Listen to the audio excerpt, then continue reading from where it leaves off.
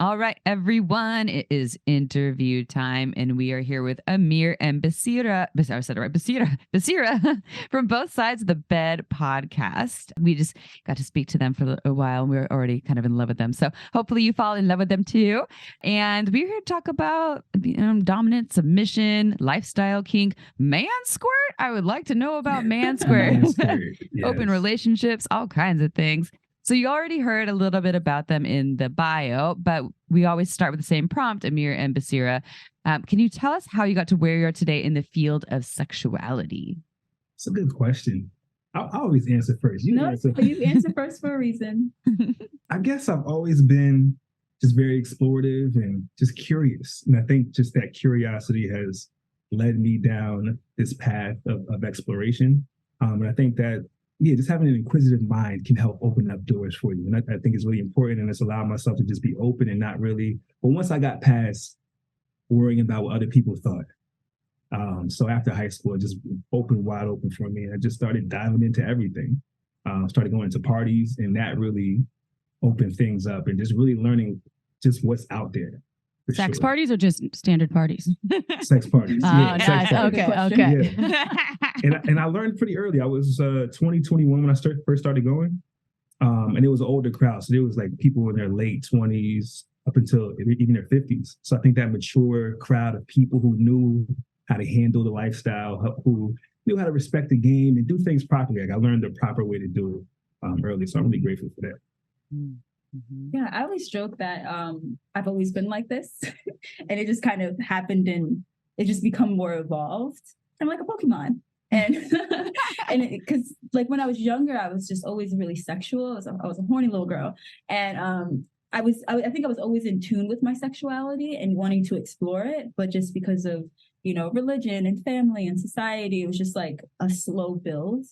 But I think at the core, I've always been a very sexual person. And it was, I think, just growing up and finding a lot of independence and being kind of pushed into a lot of independence that I was able to explore it more and really just honor it and be like, okay, like this is my jam. This is something that I feel really passionate about. This is something that I really feel like my most self when I'm able to express myself sexually, like to the fullest extent. And then from there, it was just like, okay, I know this about myself. Now it's about finding a partner that I feel safe with to explore. So I think that part of me was always there, but it wasn't until I got into this relationship with him where I was able to fully feel and explore and understand myself on like the deepest depths of my sexuality. Oh, yeah. Two things I love that each of you said independently. Amir said he went to sex parties with older people that were in their late 20s. And I was like, damn it. I'm like, older people are in their late 20s? I was like, no, then it's up to 50. And then I also loved how Basirah said that you were a horny child. I was a horny child too. So I love those two pieces about each of you because horny children are great. You don't realize like you can't be shamed. And if you were shamed, hopefully you weren't shamed. Basirah, were you shamed at all for being a horny child, humping a teddy bear or I was also really like pillows? I was very private. So it's like, I do like, oh, okay, I have a minute in this bedroom by myself. So it wasn't ever something that was expressed to the point where it had to be dampered. But yeah, my mom was like, no, that's your no. Stop touching it. I was like, why? It feels so good. My mom was like, he always jokes about the sex talk that I got from my mom. At the time she had foster children. So legally she was like, had to give a sex talk. But at this point, my sister and we didn't have a sex talk. So I'm like maybe freshman in high school. My sister must be like a junior in high school. And then we have like these two middle schoolers and this other like person who's out of high school. So she like sits us all down. She goes, and she was like a cigarette smoker. So she goes, sex is the best thing since sliced bread. And adults don't want you to have sex because we don't want you to have as much fun as we do. And that's she was awesome. Like, okay, that's it. And I'm like, Mom, what the fuck? Like that actually sounds nice. Yeah, it was nice. Yeah. But from there, she just put a bowl of condoms in the bathroom and was like, grab what you need. I'll never count them. If you need more, I'll fill it once a week. And that's just how it was. And then like the whole, like it was like the type of neighborhood where everybody would like just come in and it was just like a friendly neighborhood that way. So like all of my brother's friends would come in and just like take condoms. Dude, condoms are expensive. You never realize how much they cost, especially if you have a lot of sex. You're like, damn, like especially as a kid. Yeah. You're like, What? Yeah, and that encourages people to use them. That's Okay, awesome. Wait, Ahmir, do you still think late 20s are older people Well, now? 'cause No. Being 20 or 21, a 28-year-old you feel the age difference. There is You know, 100%. Yeah, no, they're still babies. Now that I'm 34, I understand that they're still babies. But I'm jealous. I'm always slightly jealous when we tell that story because I didn't get any version of that. Yeah. No. I got reprimanded one time for having porn in my sock drawer, and there was no discussion. There was no, this is how you do it. I never got condoms purchased for me. Kind of just had to figure it out on my own, you know? Mm-hmm. What kind of porn was it? Was it a DVD, VHS, or was it a magazine? DVD. Oh. So my father had to go out his way to find a DVD player to put it in to see what it was. Oh, no. Yes. Oh, it was like a blank disc? No, it was just like a white disc you write with the marker on top. What did you write on there? Somebody else wrote it. I don't know. Onion Triple booty, X. big. Onion booty. Yeah, onion booty was a big one. Okay. Wait, onion booty? Onion booty was Oh, called. nice. Okay. All right. Yeah. Onion booty. Thank you for filling in the blanks with some of that because you two are such a beautiful couple, first of all, Thank you. and we're excited to have you on the show. I know. Can I go to a sex party where you're at? Right? Absolutely. East Coast. So you live life as a dom sub couple, right? So I know sex, you've both said it's been an important part of your life for a long time. How did you discover this to be important for you on either or both levels? And how did you find each other? It was interesting. For years, I had no idea, like even in the lifestyle, I had no idea what a dom or a sub was. I just knew nothing about the kink side of things. I was just going to sex parties for purely sex. And so just naturally over the years, just being exposed to different environments and different people, you start seeing certain people come to the parties that, you know, moving a little bit different. So I started seeing women coming with collars and they'll have a dom with them. And then maybe they might be on a leash or maybe they might have a ball gag. And it's like clearly something else is going on here. You know, so I struck up conversations with them and started learning about what it's about. But I still never thought it was for me. But then it wasn't until later, a few years later, when I started going to dungeons and started going to more kink-related parties where it was everywhere, where I started realizing, actually, the signs were here from a long time ago. Like I remember early when I was like 16, 17, like really enjoying choking and smacking ass and just like really controlling the situation. And so once I realized, like, actually, this is in me. This is no wonder why I like this so much. I started, you know, exploring for myself. And then I had a partner that I would top, but at the time I was calling it doming because I didn't realize the difference between just topping somebody and actually being in a dom sub relationship. So that was my first taste. I still have the picture of the first bruise I laid on an ass. I still have it. I look at it from time to time. And I didn't know that. Yeah, I still have it. It was great.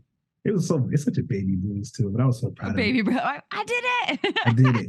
Well, for people listening to, we're talking about things like choking and spanking. My assumption is it's in a consensual environment. Oh, 1,000%. Yeah, 1,000%. because sometimes people are like, "Wait, what? You bruise?" Especially they're new to kink, they're like, "Wait, sometimes people get bruised." Yeah, sometimes people get bruised and they like it, and they rock it loud and proud, like, "Look what I did yesterday. I chose that, and it was awesome." And then you still have the photo, so that's really cool. Right. So once like I enjoyed that, I really accept like, okay, let me explore and really figure out how to do this in a safe way. And all the consent, absolutely. And then from there, I just wanted to play like that. I just wanted to have partners where, you know, it was okay for us to have scenes where we would do different things, but I never wanted to have a sub until I met her. And then we just naturally fell into our roles. Like the dominance just oozed out of me and the submissive side of her just oozed out of her. And we just kind of clicked and our puzzle pieces just fit perfectly. It was right. Yeah. And for me, it was back in the day when Tumblr was popping with all the sex. Tumblr. Yes. Oh my gosh. That was like my first experience, like knowing that world existed. I'm trying to remember the name. It was crazy. It was like Daddy's Little Whore was like their Tumblr name. And that was like my go-to, like where I would watch porn. And it was just like crazy stuff, like just women getting spat on, people getting spat on, beat, spanked, called names. I love the degradation. And so like that was just, I knew that part of me very, very early on, like my teens, but I never like experienced it really, aside from like a good choking and like a good slappy slap. Loved it, but it was rare that I'd find it. I remember one time actually I was with this one guy and I was like, I was like, call me a whore. And he was like, what? I was like, spit on me. He's like, look at me like, what are you talking about? You're too beautiful. I could never. I'm like, you don't. And it was just like, we were not on the same wavelengths. And I was just like, maybe we should go. But that was like one of my first experiences, like asking for it, but also being rejected, but being really proud of myself for not only am I asking for it, but I no longer want to continue the situation because it's not meshing. Mm-hmm. So that was like my first experience exploring intensity in that way. But as far as like a dom sub thing, I didn't have any inclination that I was into it to that level until him. Mm-hmm. And he always like tells the story of when we on our first date we had sex, and I don't think I ever said it. You never did. I never said it. Please do it this time. We're having sex, and in the middle of this amazing, like connected sex, I say, "Own me." And you didn't say "own me." You yelled it. I yelled out. it. I yelled it. In my eyes. Yes. This is why you say this part of the story. Go ahead. So that was like, and when he brought it up to my attention, it was not something I did on purpose. It wasn't something that I thought about. I was like, this would be perfect to say right here. It just like came out. And that's kind of like what sparked the idea for him to even bring up the conversation of like, let's try this thing out. Because when he brought it up, I had no idea what world we were getting into. And in a sense, that was, it was fun that way because we got to learn together, but it also created poor habits that we had to unlearn. And like, we're now redefining what our dom sub relationship means to us now. And it's really beautiful. It's like, you know, the more you know, the better you do. And it's getting better. It's getting amazing. Mm-hmm. Yeah, I'm loving it. I love that. Own me, but like yelling it. And I love what you're saying. Also, just coming to you and not like, okay, what's the perfect line to say? I saw it in a porn once, so I'm going to say it at the right time in the right tone. It was more like this, just, you know, channeling through you. And that's how, you know, real and authentic that is in that experience. That's hot. That's my favorite kind of sex, is when I'm just, you know, making authentic sounds and saying things that are just like primal and I'm not even thinking about it. And so I'm going to move to another question. You kind of already shared, I mean, this is already there's multiple beautiful stories about your, you know, embracing your kinky sides of your lives. But so I'm curious. So we love happy endings and not just the HJ kind. Can you tell us about your top happy ending stories about fully embracing your kinky side? You know, how did you really get into that aspect of yourself? Like maybe like the story that stands out the most. I would say it was pretty early on, like right around that time, within the first few weeks. So we got together right before COVID. So within 3 weeks, it's full blown COVID, and we were just shacked up with each other. So we had nothing but time and opportunity to just have sex all day, every day, with no real responsibility. Multiple times a day. It was crazy. Yeah. So I remember one time, and we were very intoxicated. It was great. I remember one time she just like really had me feeling very comfortable and open, and I just really felt like I could trust her just based on our conversations and just how open and free she let me know that she was. But we started doing butt stuff, and I was instantly very comfortable with it because like I've done it before, and it was always cool. But I feel like I never really allowed myself to be free enough so my partner could really see how much I was enjoying it. Like I would like it, but kind of like it and keep it cool, you know. It's like you receiving, or are you the giver? Receiving, yeah. Receiving, I love it. Yeah. Love it. Yeah. So with her, being able to fully be free and enjoy it just took it to a whole nother level. And it let me know, oh, okay, this is a safe space. Like we can really explore. We can add a whole nother element to what we do now. So that was great. You were that first time, like that long time. I remember. My hands still cramping. Hand cramps. It was on growth, but like I'm talking. It was like an hour. It was like an hour. Yeah, it was like an hour. It was great. And my hands like they crack. I don't know if you heard that. They crack all the time. So I was just like, whoo, commitment. Yeah, we're talking the other day about like how you had to commit to your partner's pleasure. I was specifically talking about like when you're eating a woman or a vagina out, how it's like you have to, when they say like don't stop, like you have to go into your tongue cramps, like you have to go until that thing is swollen in the morning, because it's like it just pushes to another level. But when you also just commit to that person's pleasure, it's just that type of connection is different. Definitely. So, okay, when you talked about, so I have kind of two tiers because I love the connection that you both share, and that's special. And so the Dom sub piece isn't all about what this episode's about at all, but you said something, Basirah, that was interesting. You're like, I didn't know a lot about that Dom sub world until I met him. And then it kind of just flowed. So for folks out there that, I don't know, there's probably lots of people that have curiosity about both, or they have that sort of they're like, they put up a wall because they're like, well, I'm not kinky. I don't know about kink. And that's sometimes what I think about myself. I'm like, I don't think I'm kinky. And I know this, like the BDSM and kink world are defined in so many different ways because it depends on the human, right? But like in your world, like how did it go when you dropped into this place? And this is such a broad-ended question. You can take it wherever you want, but like, how did that click in? Was he like, yo, do you know about Dom sub stuff? Are you into that? Or can I just start flogging you? Or how did it go? I want some more juiciness from that because it sounds good. My experience was very vague, but I will give the caveat of I was very high. And nice. but he also didn't know. So we met, and I remember the dates because it was my sister's birthday on January 23rd, right? We had our first date January 22nd. So on the 24th, my sisters and I we went to the spa and we're like, okay, let's do some shrooms and like super high. But we're at the spa, and if you don't know, you just sweat it out. So it's like we weren't getting high. So we just kept taking more and more and more. So at the end of the night, we end up taking these edibles, like weed edibles. And we're like on the way home. And my other sister, she was like, well, my husband can't know that we're high, so we have to like pretend to drink so he thinks we're drunk. But they're so high that they just give us wine. So I'm wasted. I'm like out of my mind. And then he texts me and he's like, and mind, this is like a day or two after we have sex. And he's like, hey, I really need to talk to you. Do you think you can come over? And I'm like, I can't drive, like I'm too out of it. He's like, oh, okay, like when you're ready, I can just send you an Uber.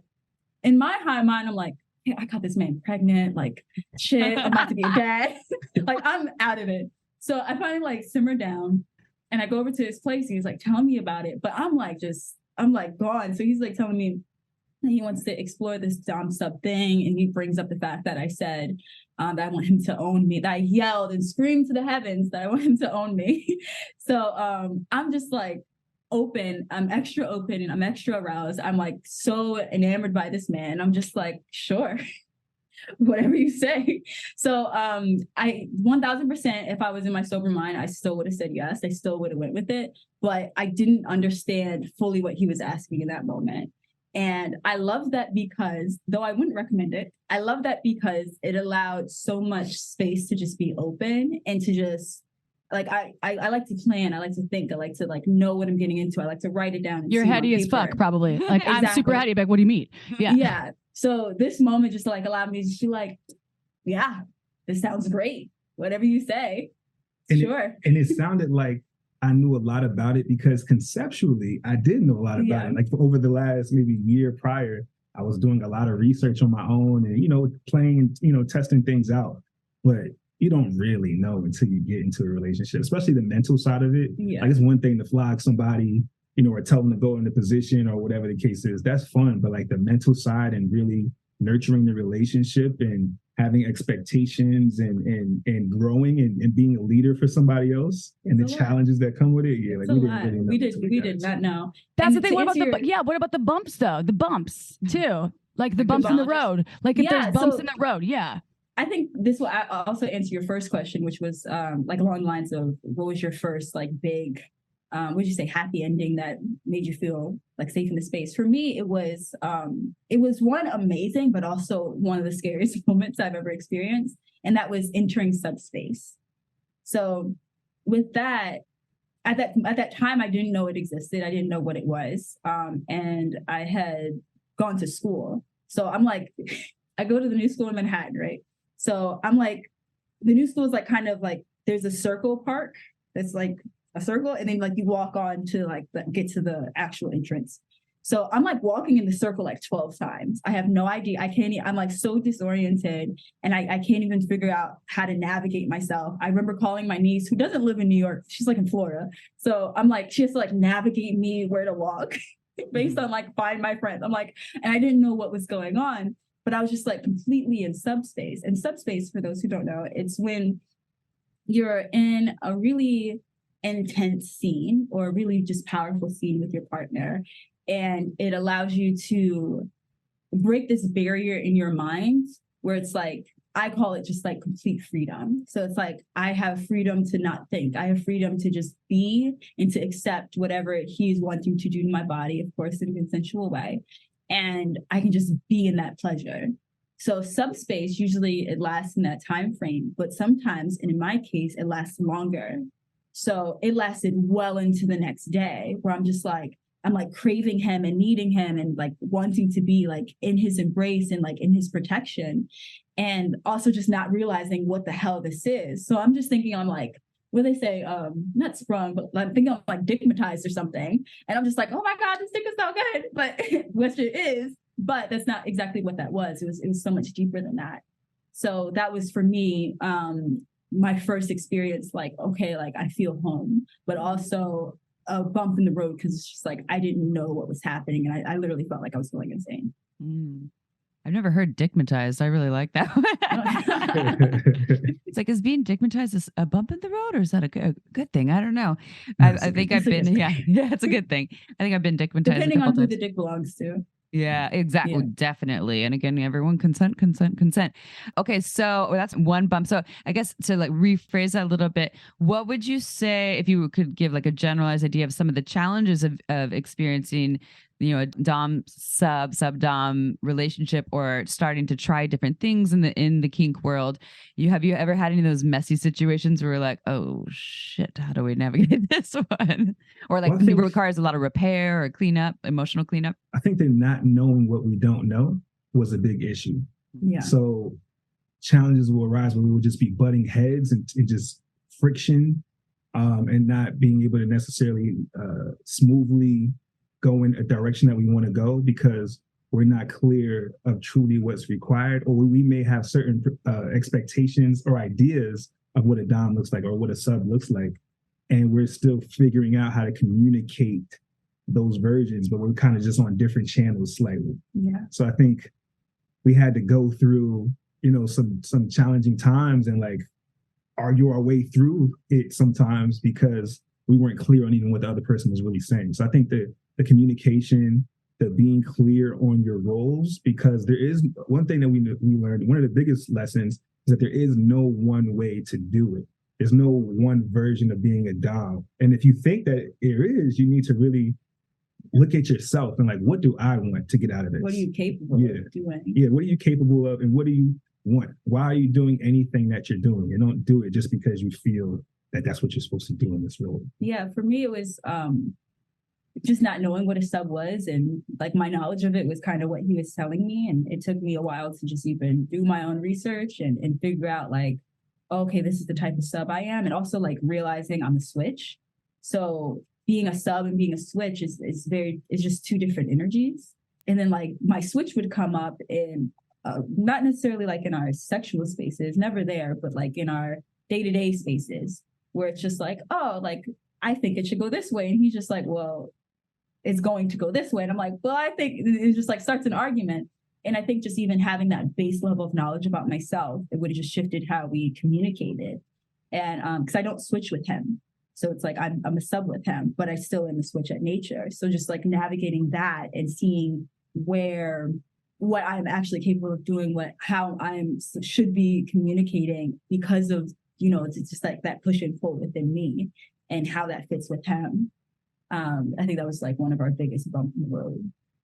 For sure. So you have a switch in you, but you switch with others, and like because that will get, actually we know you're in an open relationship, so we can get there too. So for a lot of people who don't, can you explain what a switch is for people who don't know what a switch is? Yes, a switch is someone who has both dominant and submissive energy, or can play or interact with both of those equally, or just to some extent. Like I think for some, like for him, he's a dom, like he doesn't switch into a submissive role. And for some subs, it's like they can't even fathom being in a dominant role. So a switch can switch between both. Thank you. I also love though when you all were setting up how much you bossed him around. Just to say, you're like, hey, you need to raise the camera, lower the camera. I don't like. I was like, I love this. Yeah. And not that that means sub and dom stuff, but for me, I like that was you. It's subs don't have to just. I mean that's a thing. I think. And this isn't something that I just am framing this question in my brain. So bear with me for a second. So like dominance and submission can mean a lot of things to different folks, right? It doesn't have to be a certain way where you're like, pee on me, choke me, I'm a sub. That's what I need, right? Or I'm dominant in the relationship, like you're a switch. And so you can dominate some situations in the bedroom, but like there doesn't have to be a specific way that either of those roles, I'll just say, look like. Or am I wrong? Like, tell me more. Yeah, no, absolutely. I think that was probably another challenge for me in recognizing how strong of a personality that she has in other areas, because especially in the beginning, the version I got of her was this subby puddle of love and cuddles and just wanting to be owned in that way. And so to be able to see sides of her where she was much stronger and was trying to be more bossy or just trying to lead in certain areas, me allowing some space for that to exist within the relationship. Only recently have I really been starting to learn how to do that and letting things, be and knowing that it's okay. And it's not a challenge against my dominance. It's just allowing her space to just be herself. I love that. That's so good. Everyone listen out there. Even if you're not in a dom sub relationship, get curious about your partners, pay attention to them and listen.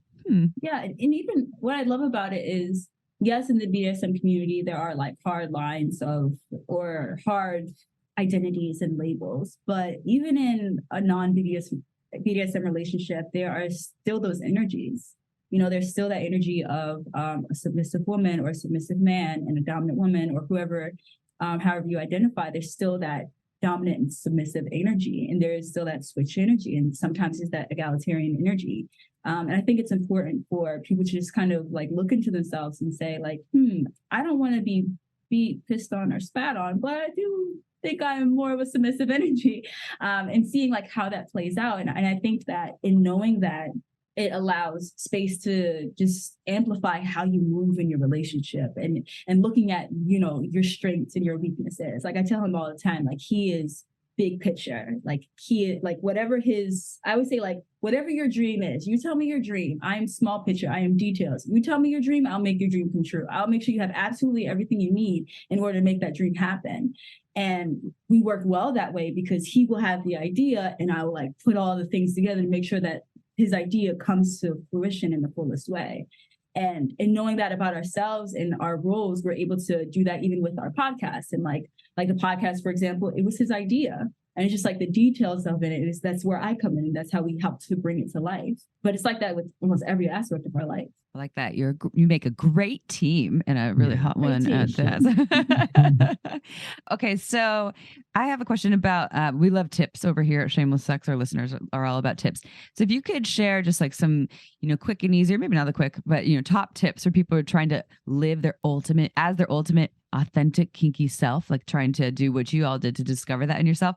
And what would be your top tips for people, how they could take this on and embrace this part of themselves? Well, I know it sounds cliche, keeping an open mind, but I think that really is one of the most foundational things because there's so many, life is always telling you what you can and can't do in the world of sex and kink and what's too much and, what's acceptable. And I think a lot of people try to still navigate within those bounds and determining what things they want to explore for themselves. I think being completely open and just diving in, not in the physical sense, but really learning what's available. Go to events, talk to people, have conversations, research things, find the list of kinky options available, and then figure out, oh, that sounds interesting. And then find someone who you feel safe with where you can explore that, but without any limitations on yourself. I just feel like we can all surprise ourselves quite a bit if we have that approach and really find things that we just never thought that we could ever be into. Okay. You're good. I agree. One thing I was telling you earlier that I am a sex and relationships coach. And one thing that I always tell my clients is first, before we even get into the relationship and the communication, it's like, let's work on you first. And the tip I always give to my clients and just people in general is look within, like figure out, find that sensual connection to yourself, understand what you actually want, what you actually like, masturbate, touch yourself, date yourself, really understand who you are and what you are asking of somebody else to do for you or to you. And I think just in having that baseline of understanding, it just shifts how you move in sex. It shifts how the things that you tolerate and don't tolerate, the moments where you need to speak up for yourself, you don't, or you do. It's like having that full understanding of yourself and being unshakable in that, it shifts how you do absolutely everything. I love what you said, Basirah. Well, I love what both of you say, but I love how you recognized that your strengths are the details too. And then you're like, I can make this happen. You have this macroscopic view of things, and I look at the more detailed portions of life, whether inside or outside the bedroom. And I think that's so important to recognize as a couple or a unit, or even if you're open with folks, like to recognize each partner, and even in friendship, like their strengths and where you can balance each other and raise each other's vibrations, if you will, to sound like a total fucking West Coast hippie over here, but it's like raise those vibes. So I appreciate that. And I think the balance that you two share is really special. So that was just a side note, because I want to honor the words, because I think those are really important things that I'd like to highlight for that, because I at least took away pieces from that. And I'm like, I need to do that more often. Amy, you're fabulous. You are so beautiful, and I love you, and you're smart. April, you're really good at the macro and the micro. Oh, thank you. You're better with micro, but no, you are better with both. Okay. I'm better with micro. So we saw something on a recent post that you did. Men can squirt too. I have to, please share more about this, because it's like mind blowing to me, and I love it. Yeah, I guess I'll share the what led to that happening. I think just it was a perfect storm. All the stars were aligned. Everything was perfectly placed. So basically, after a long night of sex, a lot of hours of sex in Mali, I was wrapping up my evening, and I was no longer with my partner. I was just by myself, but I was still really high and horny. And I had a wand vibrator just laying on my bed. So I was like, let's play with that. So I pulled it out, started using it on myself, just just exploring the sensation for the first time. I don't think I've ever done it before. Then all of a sudden I started feeling this buildup of intensity that I've never felt before. And then I just kept going. Like it started getting not uncomfortable, but just too much. But I just kept going anyway. And then all of a sudden I just started squirting everywhere on my bed. And it was clearly not coming from the same pipeline that, pee comes from. And it just felt different. And it's just going and flowing and flowing and flowing and flowing. It just felt amazing. I was just like, wow, yeah, I really did that. How long was it flowing for? It was flowing for like a good 15, 20 seconds, honestly. It was going. Bed completely done. You're like, I should have bought one of those Fascinator waterproof blankets. Because the aftermath, sometimes I'm like, damn it, I have to do so much laundry. Towels just don't cut it. No, we love our sex blanket. And I'm like, is this an anomaly? Like, am I somebody special? I'm like, so I gotta look this up. So I looked it up, but no, men can absolutely squirt. The likelihood of it is not as high as women, obviously, but we are fully capable. Yeah, it's the same. It comes from the same, like the urethra. It comes from that canal, but it's not urine. Mm-hmm. It's the same. I mean, we have that battle over here with our bodies, vulva owners squirting.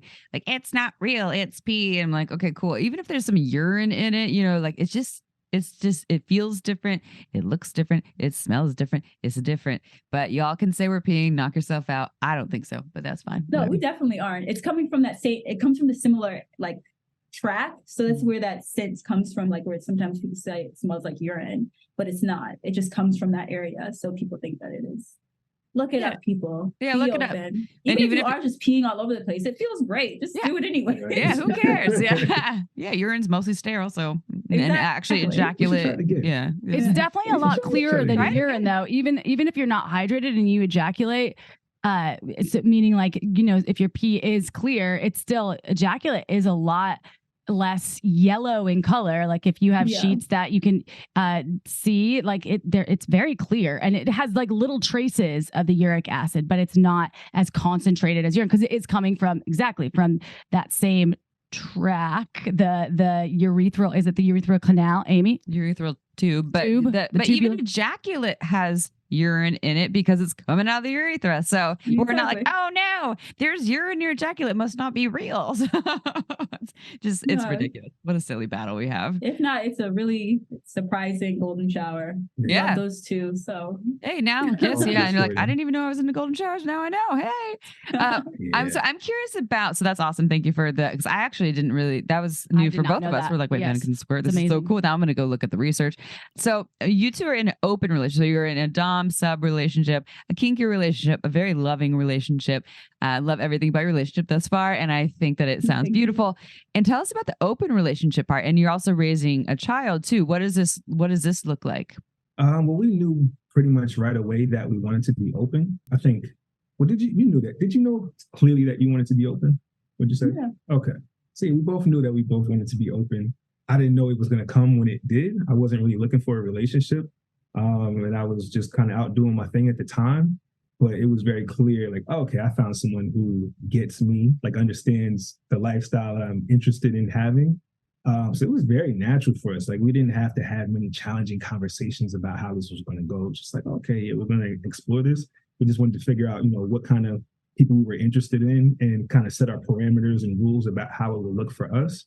But we had so much time to do that because it was COVID. So we had a whole year of, complete lockdown where we weren't interacting with anybody. So by the time that we started to go to parties, yeah, we were very clear and we just kind of jumped right in. I will say it shifted for me. Like at first I just wanted like more of a sexual relationship, and it kind of just blossomed into like, oh, like, well, these people are nice and I like them and I vibe with them.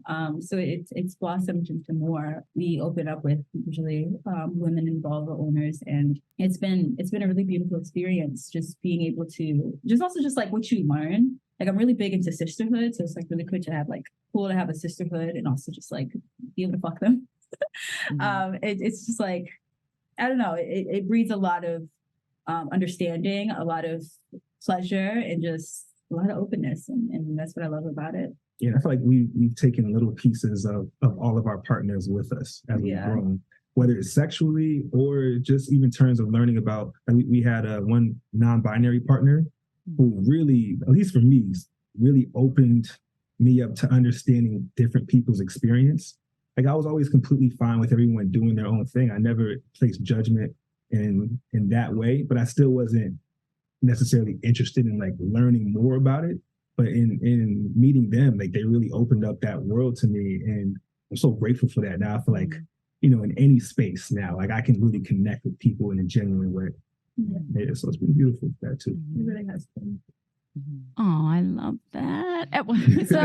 So because the podcast, we have so many different folks of all different levels of experience with not only openness, like open relationships, but also non-monogamy, because there's so many different varieties, kink, BDSM. So this is not specific to any of those things, but for folks out there that you're talking about your relationship, whether it does have to deal with their like questions about, the openness or the subdom kinkiness, and they're like, that's not normal. I don't know about how I could do that, which to me is a little shaming. So I'm not a huge fan, but it happens. Sometimes people say things about Amy now. They're like, you're not normal. Like, we know we love being not normal. Fuck yes. Way more like fun we'd this way. much rather be not normal. So how would you like address people with their perspective if they have any of those not normal opinions about you? Because I think you're beautiful and I love you. We love you too.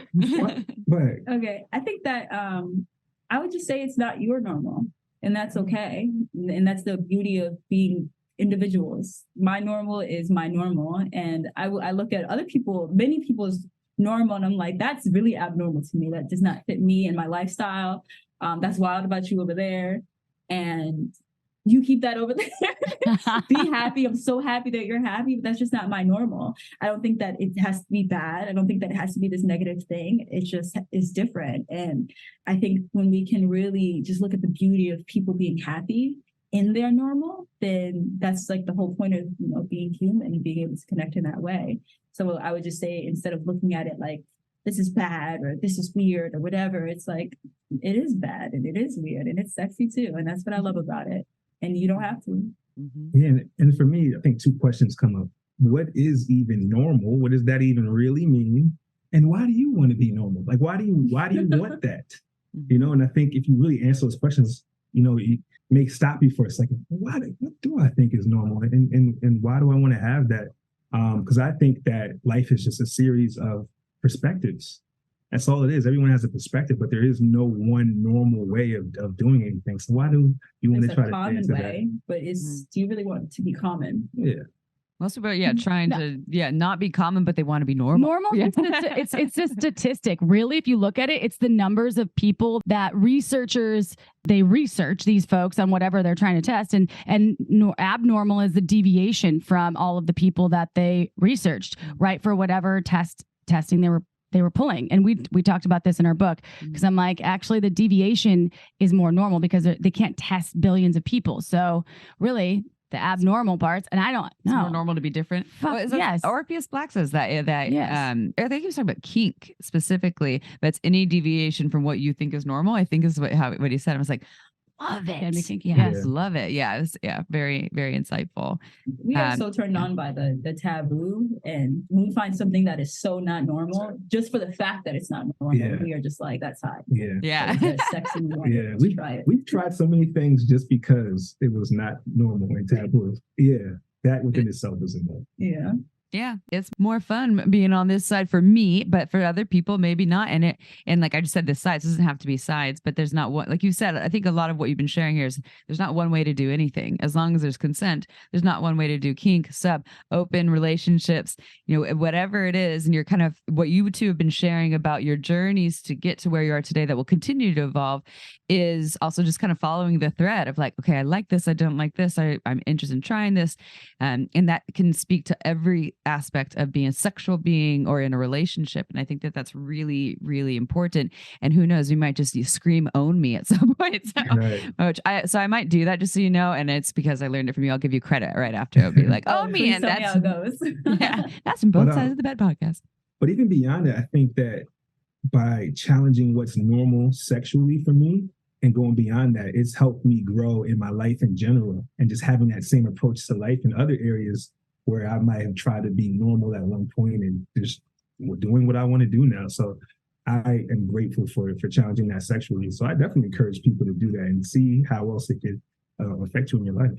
Mm-hmm. Yeah. Well, normal also is it's such a variation from place to place. Like things that are normal for some people on the West Coast are totally abnormal for people in Maine. Or it's like when I go to different countries, I'm like, whoa, that's awesome. I never knew that was a thing. So I think we should all just be ourselves. And as long as you're doing it with, yes, the consent piece. And I think like if it feels good for you after the consent piece is honored, then fucking go for it. Right. It's like, have it feel good. Whether it's, I don't know, whether it's petting your hair or we're ripping it out. Amy, can I do that? Golden showers. Or golden shower. Or golden ejaculate. Or I'm not very sexual. I just like to snuggle and that's it. Nope. I don't really want anything near my genitals. I just want it missionary style every day for the rest of my life. That's all I want. Good for you. Cool you do you. If you're happy. I love missionary. That is honestly my favorite position. Yeah, I feel like people are just doing it wrong or just sleeping on it. There's like get it done.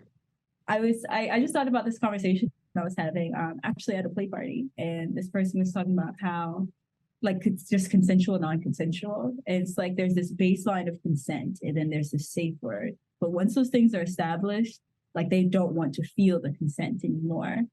And I think there's so much freedom in that space as well of just like, and that's so also abnormal. It's like one of the most abnormal things. And it's like when people talk about it, they shy away from, they get smaller. They're just like, yeah, I'm into it. Or like, oh my God, I would never, but they're totally into it in the back.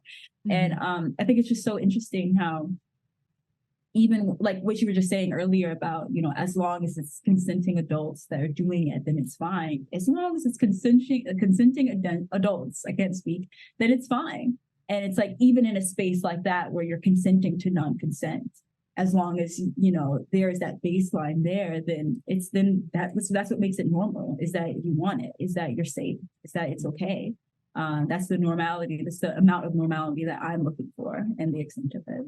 Yeah, I think with what you're saying, when you're consenting to not having to really deal with the consent conversation later on, you're creating this safe foundation where it's not like you can't speak your boundaries anymore and be like, I don't want that. Yes, no. It's that we've created, I'm assuming what you're speaking to, created that safety, kind of that bubble where now we just know that we will take care of ourselves and speak that, and we'll respect each other for that, and that it's completely safe. So we don't now have to be like, can I touch here? Can I touch there? Can I touch there? I just now know you're going to tell me when something, and when we need to slow down, stop altogether.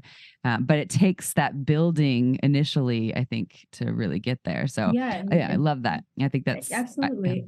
Sorry. No, I was gonna say, I just never really heard anyone say it that way, consenting to not having to really consent. After the agreement is made, then you're like consenting to non-consent, where you're like, all right, anything goes unless the safe word is thrown, right? That's what we're saying. That's what freaks people out, but not freaks them out, but like, oh God, do I have to every step of the way ask you permission? Can I touch your cheek now? I don't want that. I know I don't want that. I'm like, fuck, dude, we already consented. Like, but I don't want you to do those things if I don't feel safe with you, because now we have a problem. So yeah, I think that's awesome. I'm maybe use that one too. I'll give you credit. One thing that I'm like really passionate about right now is like creating a secret language between us and just between couples. And even like what you were saying earlier about if there's a moment where you two pause and it's just like, keep going because y'all are having this conversation between you two. Just like having that secret language between two people, whether it's podcast partners or in a relationship, to just know like, okay, these are our safe words for this moment. Like, hey, if I just randomly say blue, that means like the Wi-Fi is glitching and we need to pause for a second. You know what I mean? It's just like having that secret coded language. And then when it comes to sex, if I say red, that means just stop. That means I'm uncomfortable. There's no discussion. There's no maybe. It's just stop. And then we can check it and move forward. And even if you're out and about, I think just having that secret language and establishing like we have these 4 words and these 4 words each have its own meaning so that we can communicate in a way that's easy and simple and it takes all the other words out. I think my favorite way of using them is in an argument.